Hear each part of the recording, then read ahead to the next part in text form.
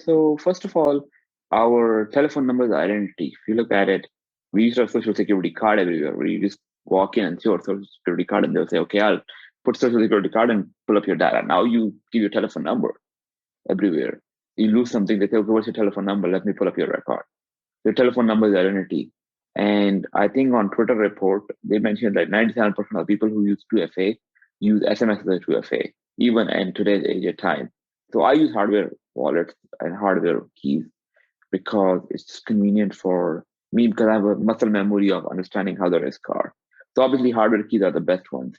There's a lot of things too, but if you just keep hardware key and then have like a Authy or Google Authenticator or Microsoft Authenticator, either of them, they're pretty good.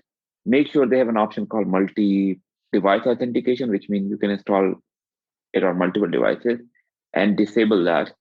And the second option is if you go to Google, most of people use Gmail. And if they go to Gmail, they have an option for connecting a hardware key as well. So that's a really good option. And you can set up your account for like high risk there.